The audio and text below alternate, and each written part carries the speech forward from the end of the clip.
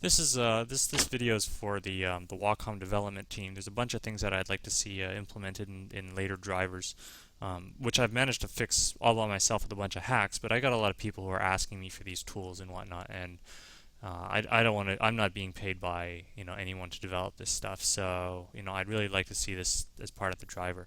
The first one is automatic tablet display mapping. Normally you got to hit this little button over here so that you can remap the tablet, so you can get to the other monitor over there. But I'd like to see something that's automatic, where I can just grab a window and shove it into the other side of the screen and have it, automatically map one side or the other, or I can just, ram the cursor so I can paint on either side. Something like this, just being able to ram the cursor, that would be really nice. Let me just put everything back to where I need it. Okay.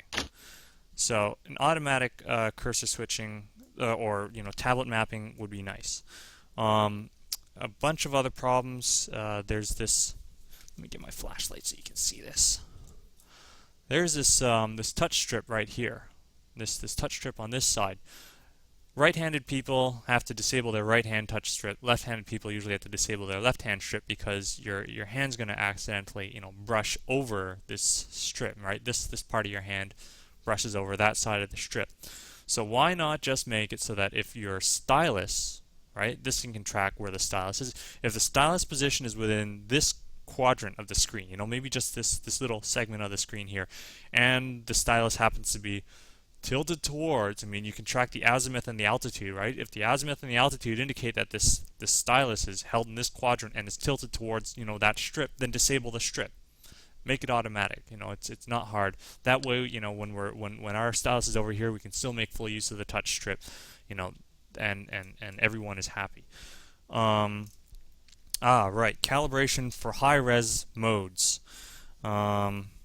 Actually, before I get into that, I just want to talk about the twist.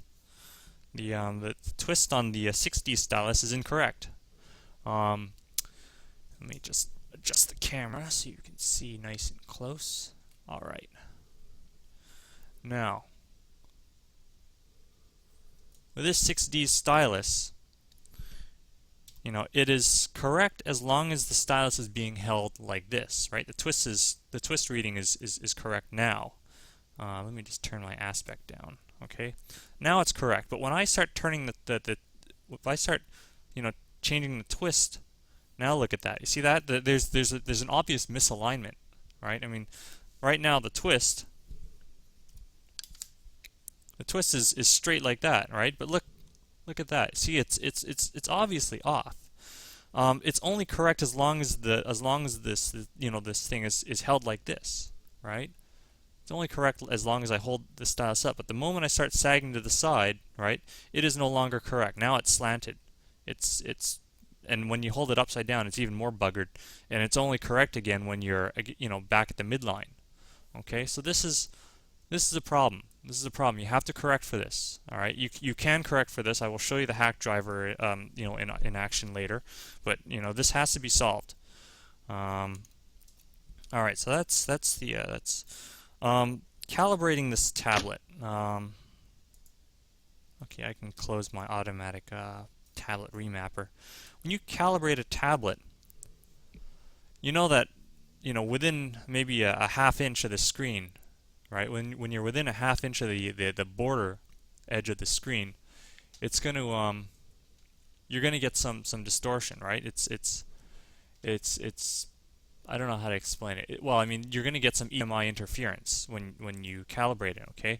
But when you're at the full, when you're fully zoomed out, and you're at a 800, was it a 1280 by 800, and you're up here in the upper left-hand corner or in the bottom right-hand corner, this calibration mark is within that EMI zone. It's in that area where things start to get kind of all wiggly. I think. I was suggested by one of the representatives on the forum to turn down my resolution to 640 by 480 and calibrate, in the lower res. That worked, okay? But you got to fix your calibration utility. You got to make it so that your calibration utility will move those markings into the not so crazy zone.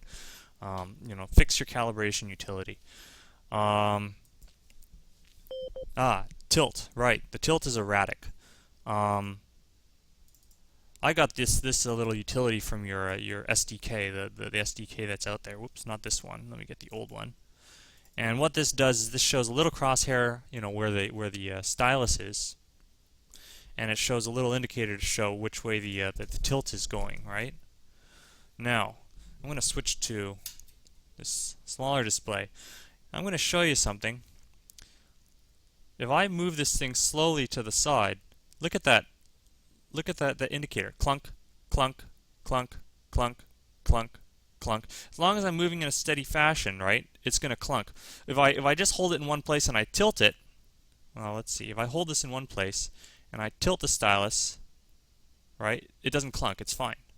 Okay, but if I hold it at an angle and I start moving it to the side, clunk, clunk, clunk, clunk, clunk, clunk, it's terrible. It's absolutely terrible. It's just abysmal. I cannot use this. No one can use this. All right. This renders the tilt just inoperable. Okay, has to be solved. I have a feeling that what happened was one of your programmers must have used an integer when he should have used a floating point, or he used some incorrect typecasting, or something, and that is causing this, or maybe the hardware is causing this. But got to be dealt with. I have gone through and made my own noise rejection filter. You're going to see this. There's this little tiny crosshair. The little tiny crosshair is the clunky tilt. All right.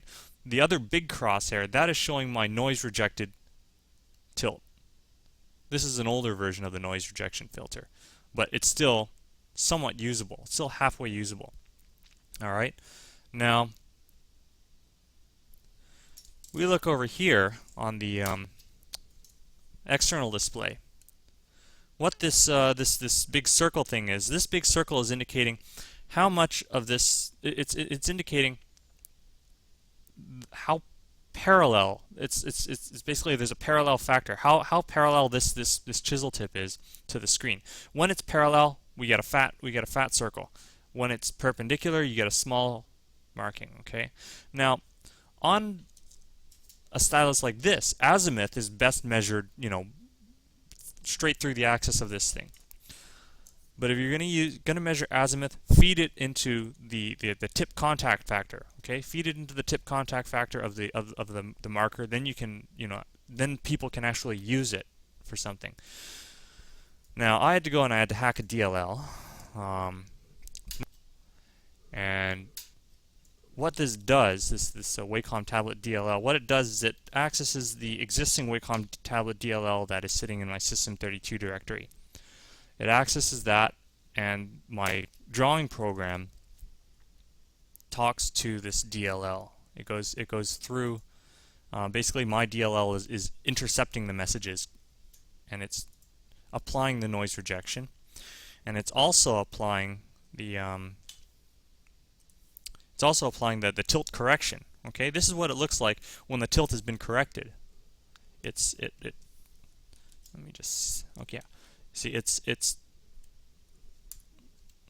gotta resize my okay, there we are. Yeah, now it's been corrected. Now it's actually corresponding to, the actual tilt, the real world tilt of this marker. And on top of that, I can turn this, and you see that now the marker point gets smaller. Okay, so now this thing is truly behaving the way the 6D stylus always should have behaved. Okay, but this is through the hacked DLL. You don't get this otherwise. All right, and what I'm doing is I'm feeding in the tip contact factor into the altitude factor for this stylus. Not only that, I had to program. Where's my? Yeah, here. I programmed this driver to tell the difference between a standard stylus and a Cintiq stylus, so that when I use this one, it uses the altitude, it feeds it straight in. When I use this one, it uses the tip contact factor as the altitude reading instead. All right. So this is what you got to do, guys. You got a lot of work to do. You got to make these things work the way they should work, with the way people would expect them to. That's I think that's everything. Yeah. So that's all for today.